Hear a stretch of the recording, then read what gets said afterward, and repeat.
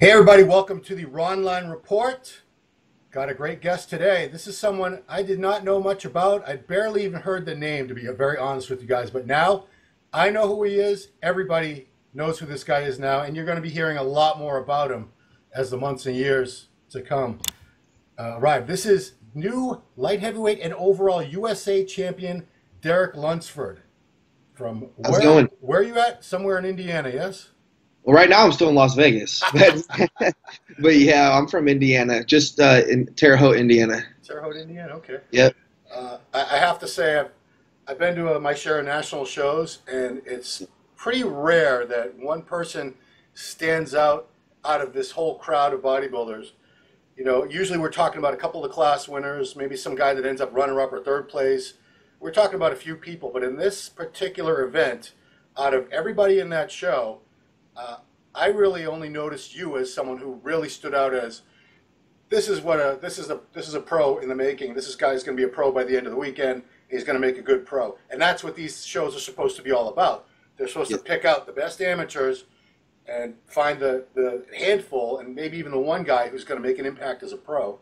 And you definitely stood out. You had all the factors that we're looking for: mass, Yeah. condition, Thanks. shape.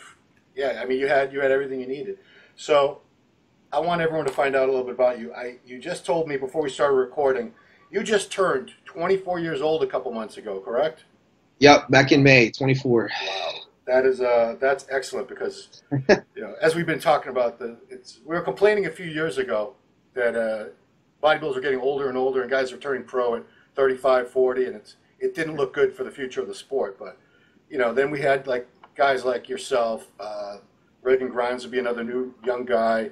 Dallas McCarver, Justin Compton, a lot of really good, Cody Montgomery, a lot of good young guys coming up, and that's exactly what we need. We need young blood, guys that are going to be around a long time. This is For sure, yeah, it's really important to me. I love bodybuilding, and I admire these guys, that's competed for decades. And you're right. Like I want to be, if I had the opportunity, I want to be the type of person that can continue the legacy of bodybuilding and basically represent it as professionally as I possibly can on and off the stage, and represent it the right way, and grow the sport as much as I possibly can, because I love bodybuilding. I love the camaraderie that we all have, and it's just awesome to me. So I think it's important that if I'm given a talent, I want to use it. So yeah.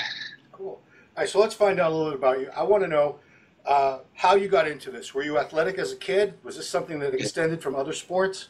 I've always been into sports. Ever since I was young, I've loved sports. I was never really that great at them. I just always busted my butt, and I can promise you I was always the hardest working on the team, whether it be I played soccer, I played baseball, I played basketball, I did all that.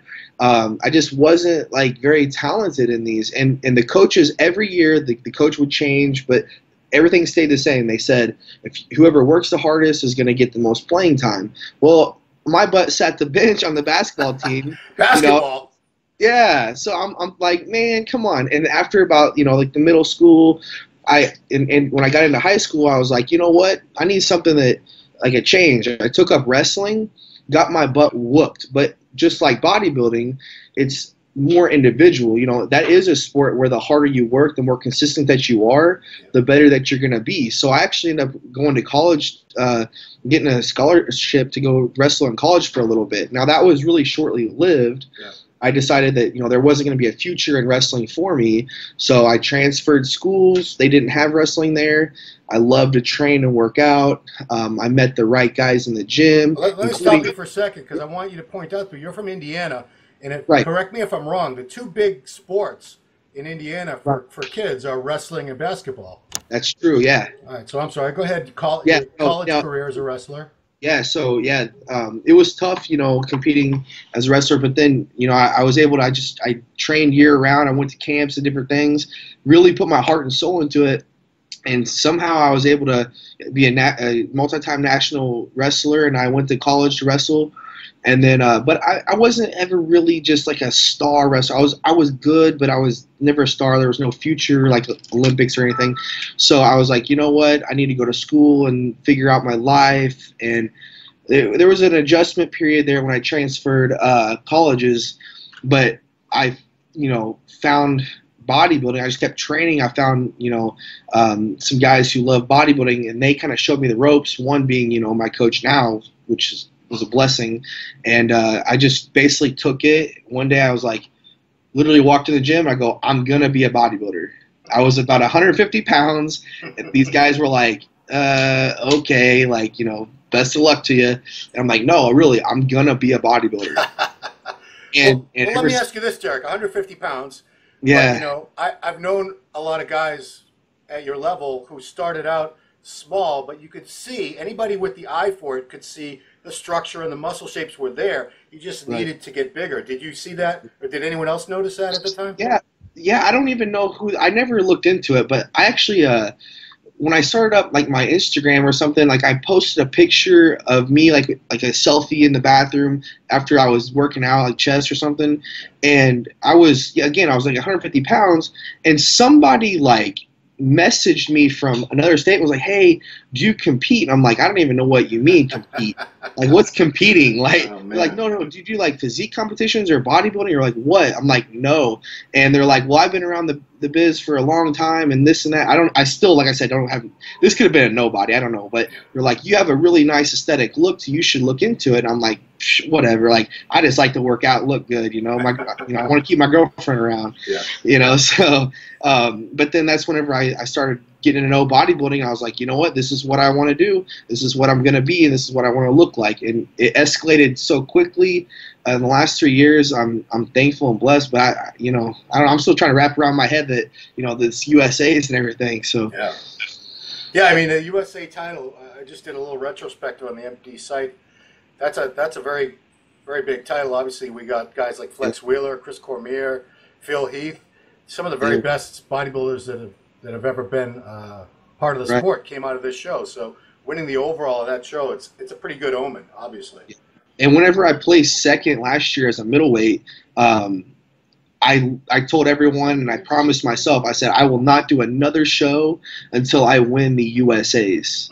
And, I went up the weight class, and thankfully I was able to take the overall. I was actually thinking the class, but, the cards fell the right way. Right. But, well, let's back up a little. So you were not interested. People were telling you had some potential, but you really had no intentions. How did you get from that point to doing your first contest? Well, if you want me to be very specific with it, I was struggling one day. I was out in the parking lot. It was leg day, and I really didn't want to go into the gym and train. I was just not feeling it. So I looked up on my phone on YouTube. I looked up bodybuilding motivation. Oh yeah. And one of them popped up, and I was watching it, and it's just funny because when I seen a little clip of Flex Lewis go by, I didn't know who this guy was. I was like, I can look like that. I want to look like that. And I'm going to. And that's whenever I walked in and I told everyone that I was going to be a bodybuilder. That was some time in between when that guy said something. And then, like I said, that's where I met my coach. Was actually he owned a little supplement store there in the town. And I would always go in there and ask him tons of questions, ridiculous questions like, will creatine make me too big? Because I didn't want it to be too big for a while, It's going to give me stretch marks. I don't want stretch marks. Silly things like that, and he was extremely patient with me and has been the best guidance. I mean, that was before we linked up and was actually coach and client. It was just, I was asking him questions in the gym or at a store, and he was kind of guiding me, and I was kind of doing my own thing. And then finally I was like, you know what? I want to actually compete now. Will you be my coach, and will you help me out? And he was like, yep. And that's when we got linked together. That was probably 3 years ago, 3.5, 4 years ago. So just so everybody knows, it's a pretty easy name to remember. His name is James Brown. James Brown, yeah. And this is pretty rare for a coach to work with someone from before they did their first show, and now you're a pro and you won the USA. In a few days, you're going to be in your first pro show. So everything happens for a reason, because like I said, I wrestled there for a while in college, and I could have just kept wrestling. I thought when I I quit wrestling, I transferred, I thought, man, I'm a failure. I'm one of those guys who just like has the opportunity and lets it go. But like I just knew in my heart that like that wasn't for me, something else was. And thank God everything just fell in place at the right time. I don't know how it happened. It must have been a God thing, really. Yeah. So, were you a fan of the sport when you started out? Did you look in the magazines? Were there any particular athletes that inspired you aside from Flex Lewis? Absolutely. Well, the Flex Lewis, I didn't even know who that was. It was just like a clip. I was like, I can look like that. Yeah. But there was other bodybuilders in the video and different things, of course.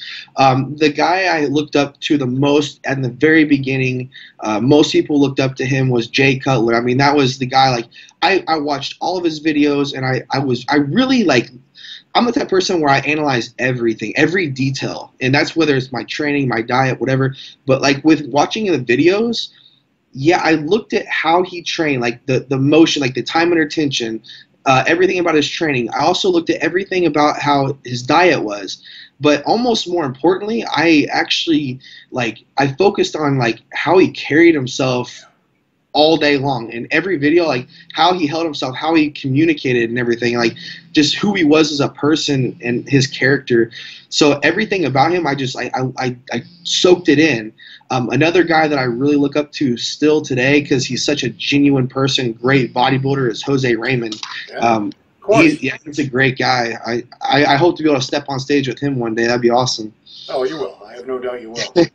Yeah, it's funny that you mentioned the Cutler thing, because it's another thing that Sean Ray has talked about very, very often, is that being a good pro and making a career out of it, the physique is really just a part of that. It's everything you just talked about. It's how you carry yourself. It's how you deal with the fans. It's how you deal with other, people in the industry, whether it be magazines, supplement companies, promoters. It's a business, and if like Sean always treated it as a business, and Cutler might definitely always treat it as a business and reap the rewards. I mean, the fact that he's 4-time Mr. Olympia is that's barely a representation of his overall impact on the sport and the industry. So you couldn't have had a better role model. Yeah, at first, like, the physique attracts you, right? Like that's the whole reason why, like, that's what catches everybody's eye. But what's really important is how you treat others, and in the relationships you build. So that to me is really important.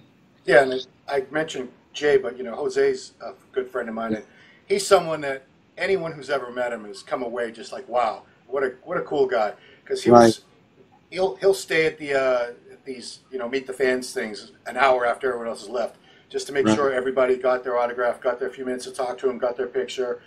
Treating the fans, because it really is. You'll learn this, I'm sure. It's all about the fans, because without your big fan base, you're really nothing in this sport. Right.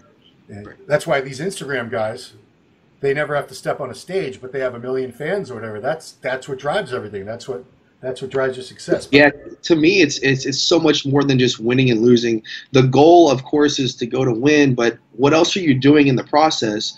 I mean, are you inspiring people, or are you being a Debbie Downer and being negative? I mean, you see a lot of people that post maybe some not so positive stuff about, like, oh, I should have placed higher, like this and that. Well, I mean, come on, yeah, I don't know. Complaining just never, in life in general, it doesn't.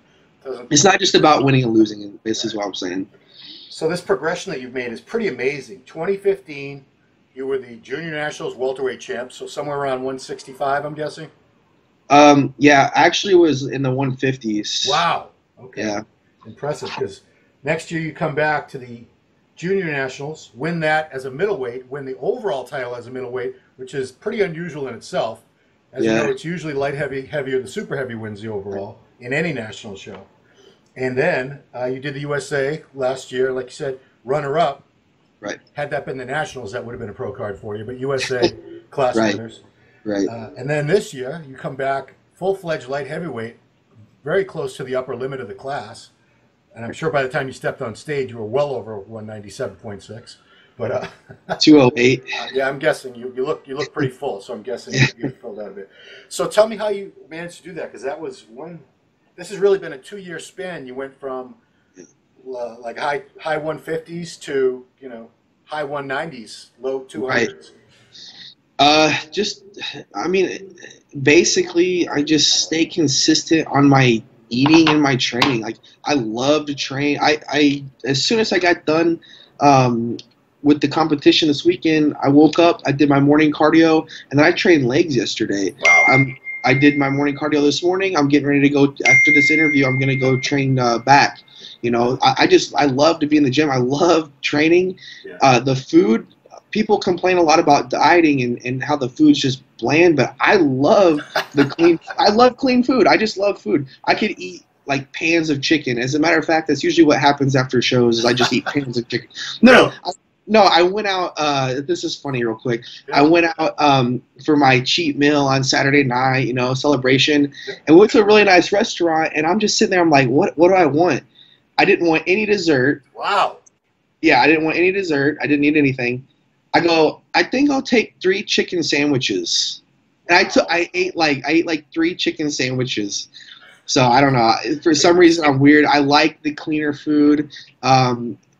So I don't know. I think just my body responds really well because I'm just so consistent year round. I never miss a beat. I don't really know what else to say. Well, I think you know, it sounds like you only got serious about.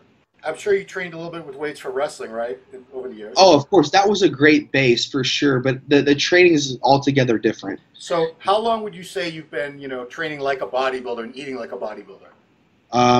Well, it would have to be about a year and a half or about a year before my first competition. So I would say this is my 3rd year competing. I'd say about 4 years, 4.5 years. So, I mean, that would explain the progression because everybody makes the very best gains in the first few years of training, and you're still in that stage. You know? Yeah, and the thing is like if you ask anybody I train with, like before I leave the gym, I'm like, okay, did I hit every angle? Is there anything that I'm missing, not pumped up or not that maybe we lacked on a little bit more? Like if I'm hitting shoulders, I'm like, okay, we crushed middle delts, front delts. Is the rears good enough? Like, did we do enough rears? Maybe we could do a couple more sets. Okay, let's get them right now. Yeah. And then, so I make sure to hit every angle as far as the training, always having fun with it and just doing the best I possibly can.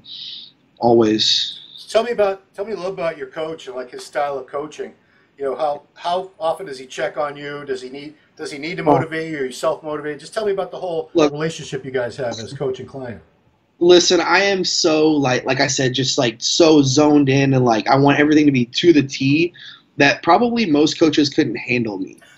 I'm serious. I message him a lot. He and I have a unique relationship. Like it's almost like we're family. We're almost more family than client and coach. Now there is a time where we can differentiate the two. Like, you know, when he says something as a coach, I treat him as my coach. And you know, he listens to my body and makes sure he makes the right calls. But yeah, I'm in constant contact with him. I don't really know if there's a day that goes by I don't text him. If it is, it's pretty rare. So.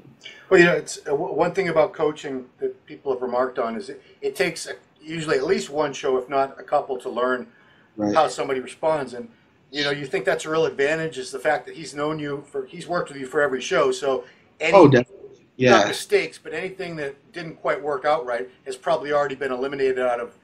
And we still try different things. I mean, because this was my 6th show, so I mean, we're still trying different things. But basically, yeah, he knows how my body responds to certain foods, and he implements them at the right time when it's necessary.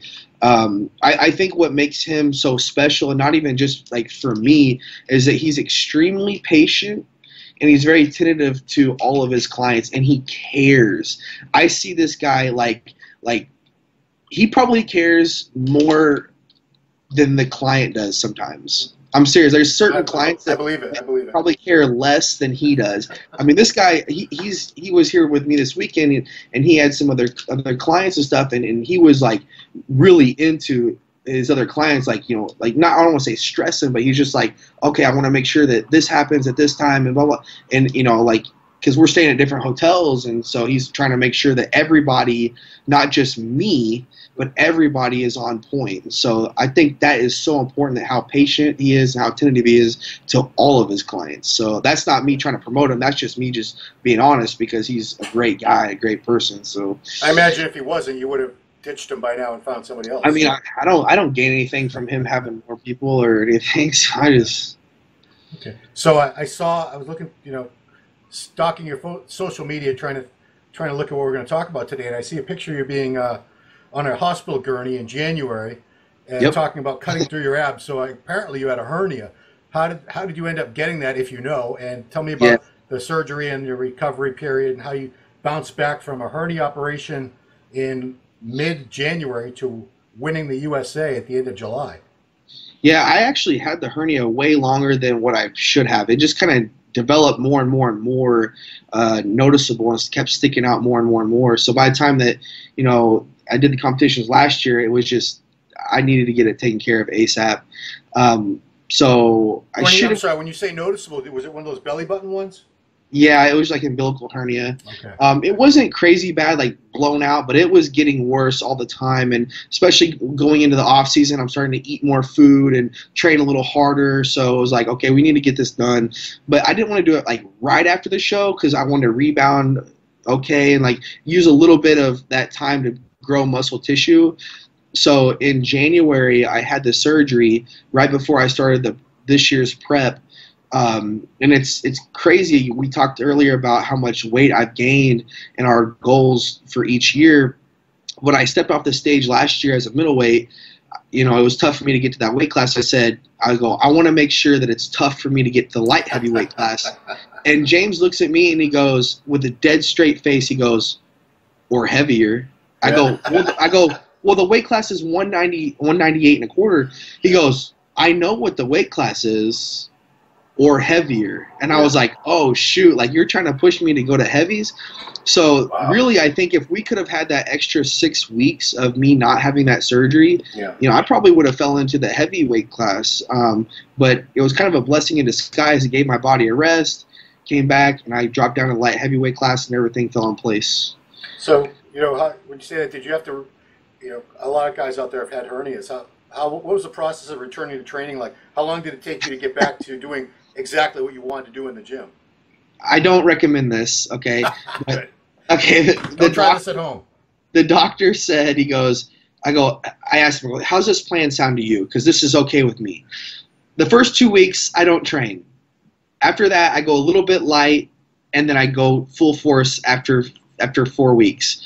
And he's like, yeah, that sounds pretty good. And so I had the surgery on a Wednesday, and by that Monday, I was itching so bad to get in the gym. I had to go in there, and I hit chest. And my girlfriend yelled at me, so then I took a few more days off. So, but it wasn't too bad. It was an easy surgery. You can't even notice like that I had it. Like it was perfect. The guy who did an awesome job out of Indianapolis.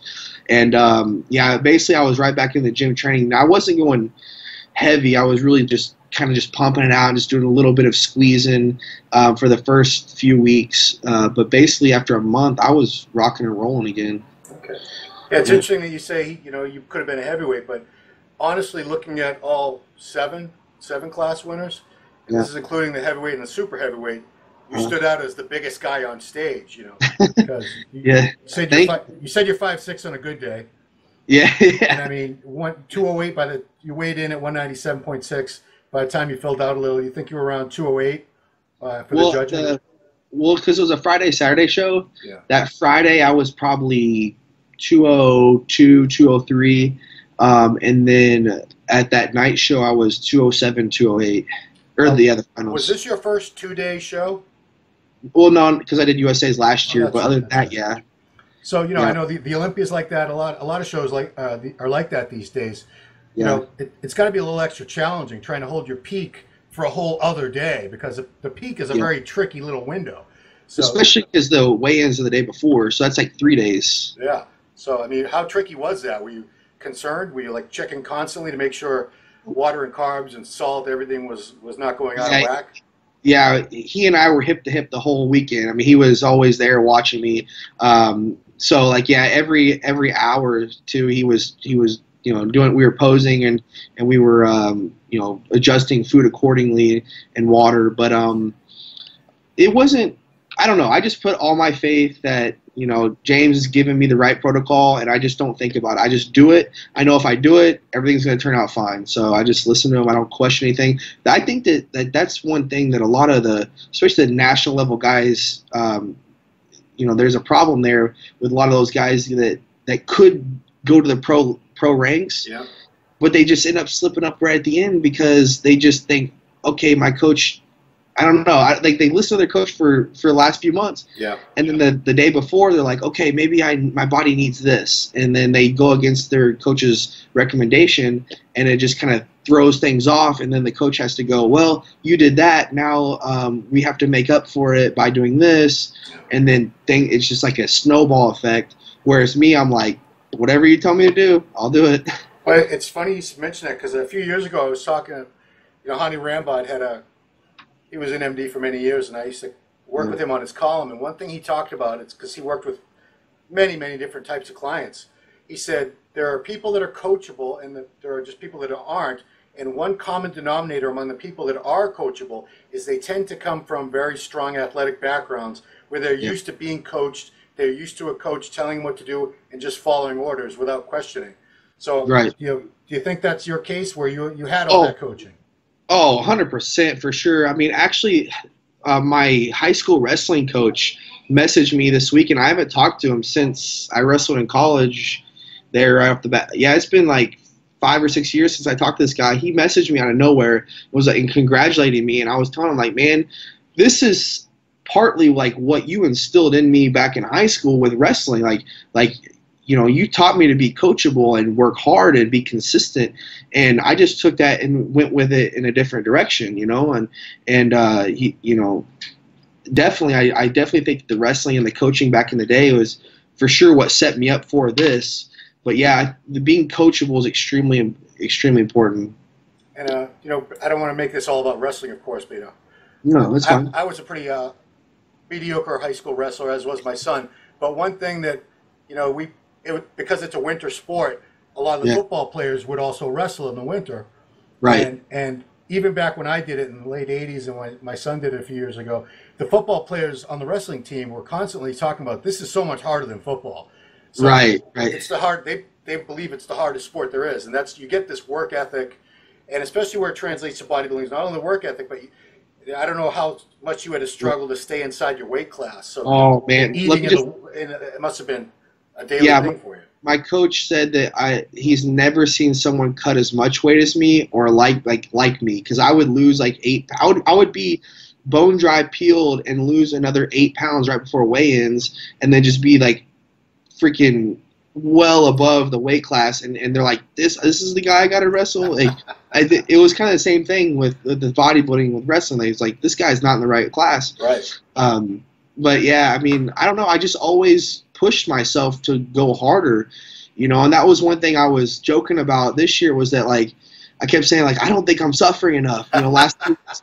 But it's just like my mentality, like it's just a one-track mind, like more and more, like be, work harder, do more, be better. Like, I don't know.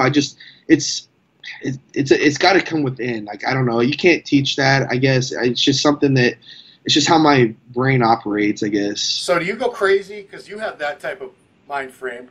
Does it drive you crazy when you're prepping and you're seeing all these other people prepping, making these posts about how tired they are, how miserable they are, how hungry they are? It's a wah. It's just constant complaints. If they're looking for attention and stuff, then yeah, it's like I don't need to hear that. Well, okay, let me back it up. If it's someone that's like new to the sport, I understand. I get it. Look, I was the same way. The first 2 years maybe, I was complaining all the time to my family and friends, like, this is so hard, like, oh my God, like, I'm hungry, I feel terrible. Well, I don't know, like, I chose this year to look at it differently. Like, this is my choice, this is what I want to do, and I let it be a character builder for me, this prep. And so if you're a top level competitor, if you're a pro especially, we all feel that way, okay? Everybody that's getting in shape that's a pro should be feeling that way. Right. Nobody else needs to know that. You don't need to be telling people this, okay?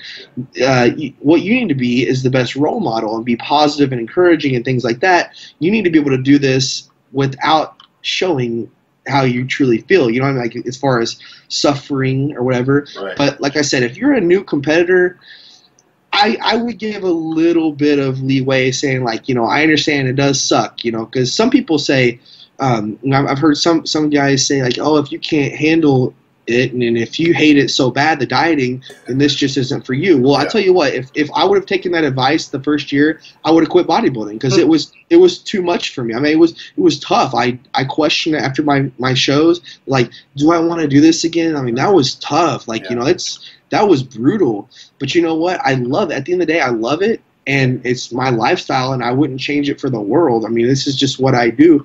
Now, your question again was, you know, how do I view like people complaining? If you're a role model in the sport, I don't think being on social media and talking about, you know, how hard it is or the problems that you have. Everybody's got problems, and it's just, you got to deal with them, man. So. Right. And, you know, this is something that we talk about on the boards over at MD too, is that if you're going to get into the type of condition that wins a pro card, if you're going to get in the type of condition that gets you into the top placings at a pro show, and we're talking the strided glutes, the hams all sliced up and crispy, you're going to suffer. You have to suffer.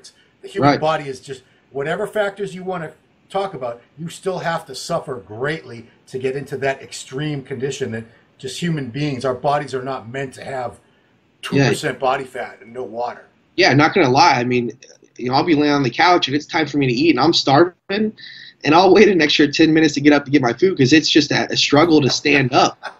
You know, if I have to pee, you know, because you're drinking a lot of the water, I'll wait 30 minutes. I'm not even kidding. I'll wait an extra 30 minutes to get up to the bathroom, because getting up off the couch and walking is a chore, it seems like.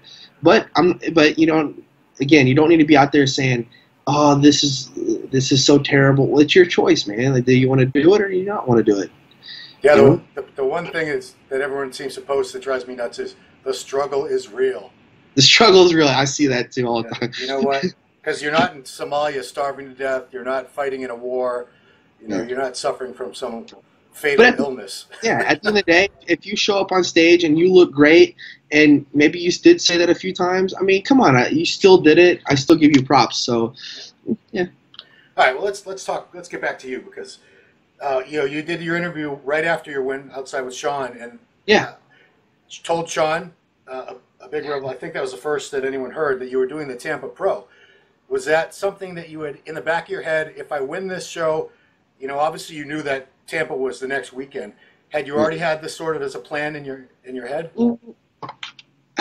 Well, I knew it was, like you said, I knew it was there. You know, I knew that was the last 212 competition before the Olympia. So I was like, I understood that, but I was not focused whatsoever on that, because I don't like to put the cart before the horse. You know, I don't like that. You know, it's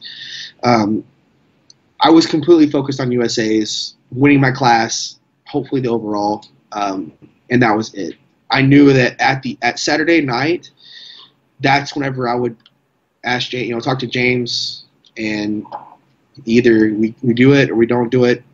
And he said, by the way that we look this weekend, let's see where we stack up in Tampa. And I said, all right, man. So I'm trying to get a hold of the office right now, but they're not answering. I'm going to sign this thing. Let's go. If anybody out there is around Jim Mannion, Jim, this guy's trying to reach you. Please get back to him as soon as you can.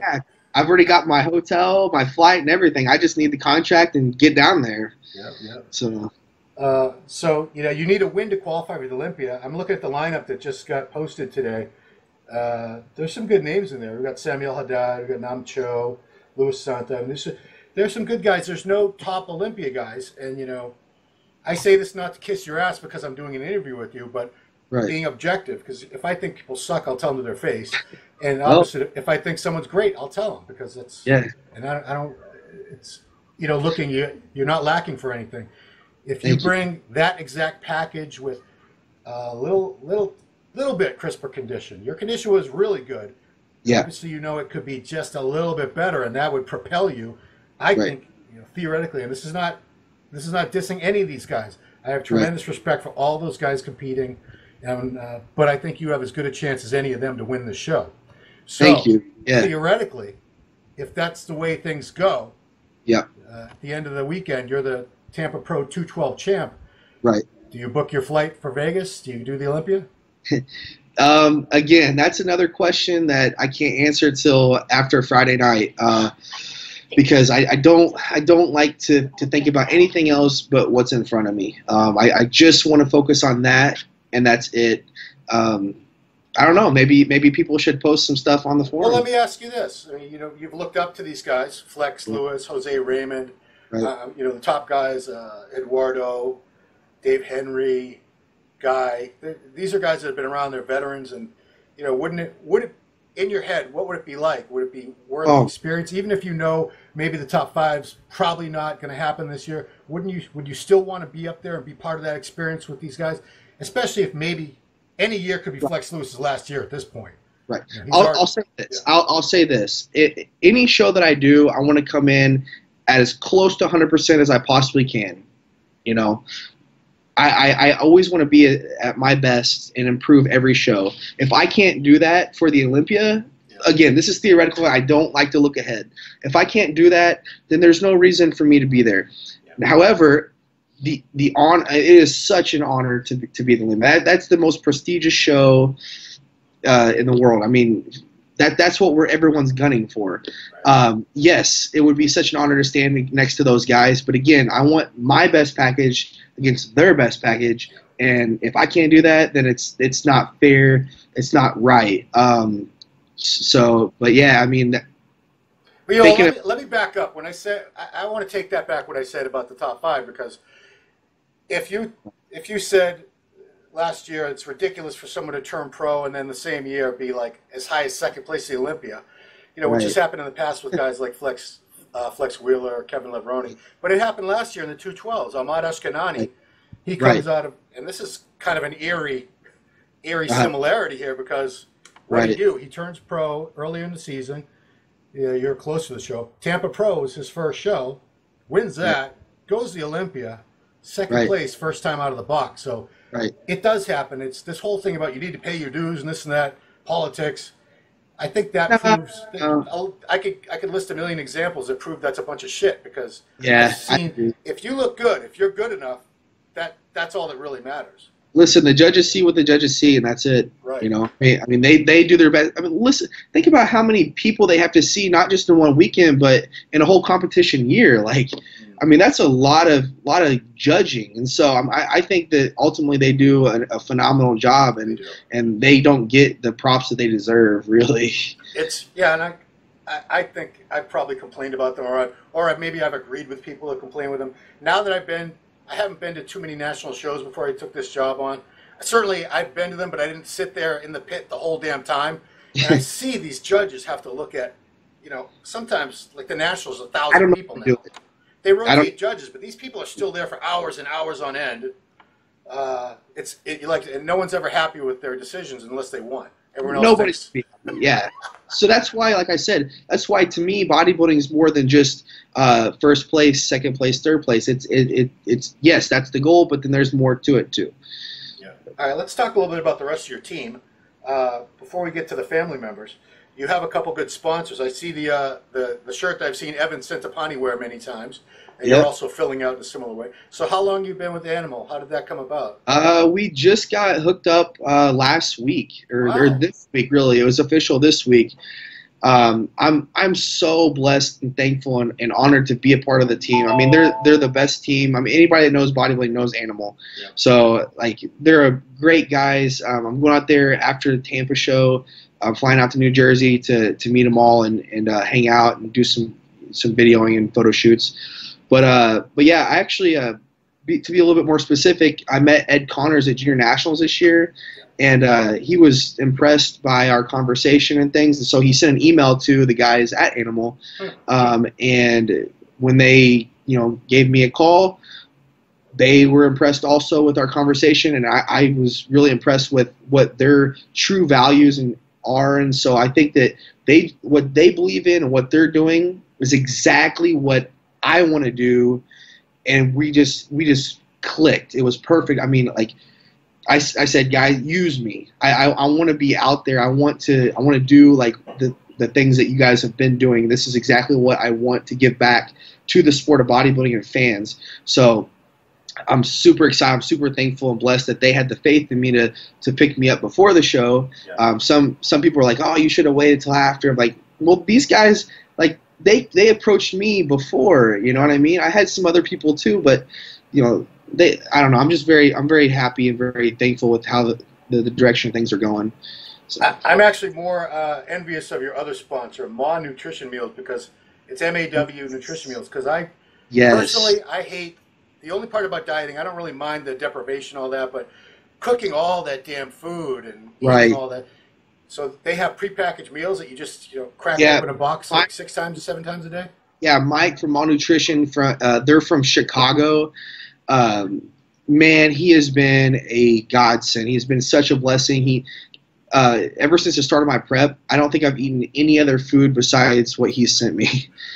He fully cooked all my meals and sent them to me, portioned out with, you get your protein, your carb, and your fat. Well, not the fat source, but your veggies. Customized exactly how you would like. And I actually have a coupon code for 10% off on my Instagram if you want to go on there and look at it. But what is your Instagram so people know? Just my name, Derek Lunsford, and the number 7. Okay. So pretty simple, pretty easy. I should pop up pretty quick.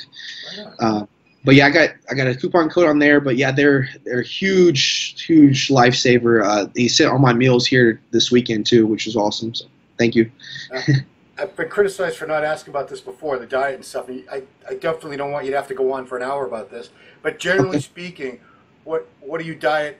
What do you diet on in terms of like calories, protein, carbs, and fat? If you can give us a rough idea. Yeah, I don't really need a lot of food, honestly. In the off season, man, I'll probably, my true diet would be like about just a little over 3,000 calories, maybe up to 3,400, 3,500 calories when I'm at my puffiest. But I'll also throw in, some other extra foods in that time, trying to be just kind of a normal person, and taking the girlfriend out or whatever. But this year, I think I got down to like 1,900 calories. Wow.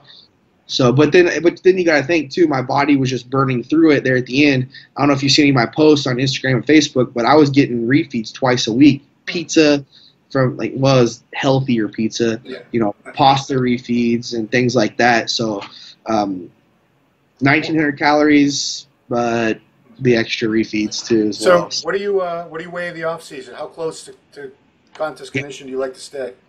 I don't like to get too far off, but I was like up to about 230, 235, and then I guess I weighed it at 197. So.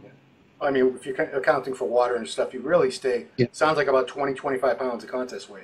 Yeah, which is fair. I mean, enough to grow, of course, but not too much where you're getting sloppy. Right. Okay, so let's talk about the rest of your team. I see your mother. What her name is? Giovanna.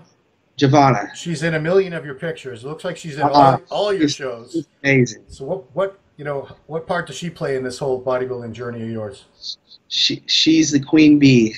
She's the one that controls everything. She basically when you're this depleted and stuff, like right now I feel good. I just came off a show, but when you're that depleted and it's hard for you to get around and you're traveling, you got all your luggage and you're trying to get your meals in, you're trying to figure airport situation out. I mean, having someone there is extremely important, and for it to be my mother, like, wow, I wouldn't want anybody else, but her and actually my girlfriend, Jelson. So they have been, definitely a huge help in the prep. So. Yeah, I saw this lovely lady in your picture also. I'm just curious, how long you guys been together? Has she been with you since the start of all this? Yeah, she's been with me ever since I was that little itty bitty wrestler back in high school. So she's not with you for your big muscles. Okay. Well, she thought I had big muscles then. I don't know. Yeah, I mean, what's it been like? I don't know if she's ever expressed to you, but what's it like for her to watch you grow from, athletic looking regular guy to this Yeah, I showed her a picture of Jay Cutler. She's like, I want you to get that big. And I was like, oh my God, okay. So I don't know. I feel like most girls, especially my age, don't like the muscles. Yeah. I've heard a lot of girls say, you're just too much. Like, that's fine because my girlfriend loves it. We've been together for 6.5 years and we're really happy. So, yeah. Let's do the math. So since you were 18 years old. Yeah. Wow. Just before, yeah. Okay. And she's a cougar. She's 9 days older than me. You're kids, man. You're kids. You're both a year older than my oldest kid. Yeah. So, yeah, you should have a very long, very successful career. She's amazing. She's very patient with me. She loves me to death. I mean, she puts up with a lot. Trust me. So. I think any competitor's wife or girlfriend should get some sort of like medal at the end of these shows or a trophy of their own. Oh, for sure. I mean, it's tough, and you have to be understanding of each other, and she definitely has been. So, I couldn't be more thankful and blessed. Awesome.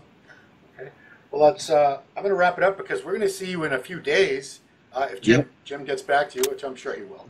Like I said, everybody wants to see you in the show. I mean, it's exciting. It's such an exciting thing to have new talent in general, but for someone that just won the USA to hop right into a pro show a week later, it's almost unheard of. So many guys will say, well, I'm going to take a year off. That turns into 2 years in some cases. And by the time they compete, we pretty much almost forgot who these guys were. So I think personally you're doing the right thing. Yeah. For two reasons. You have the look, you have everything you need to do well as a 212 pro, and the phrase "strike while the iron's hot" comes to mind. Everybody's talking right now about Derek Lunsford. The Olympia is still 6-7 weeks away. I'm sure in 3 or 4 weeks it's all going to be about the Olympia, but right now it's the USA and Derek because it was a great show with many great athletes. Don't want to discount any of their accomplishments. There were some tremendous looking physiques in all the divisions, but you stood out. It was just something everybody was remarking about. You guys see that kid Derek Lunsford? Yeah, I saw him. He's going to be really good. I appreciate it. So I want to wish you the best of luck, but I'm going to be down there. I'm going to be checking it out, and I'm rooting for you. I definitely want to see you do well. You're a great young guy. Sound like got good head on your shoulders. Have your shit together, as we say. And, I try. all about hard work. I love that. I love hearing that. Hopefully we'll be doing another interview next weekend. Yeah, you're how I won the Tampa Pro. Yeah, that would be awesome. Yeah, that'd be awesome. Cool. Well, fingers crossed. Let's see how it goes. But thank you so much for the interview, for the Ronline Report. It's been Ron Harris with new USA overall champion, Derek Lunsford.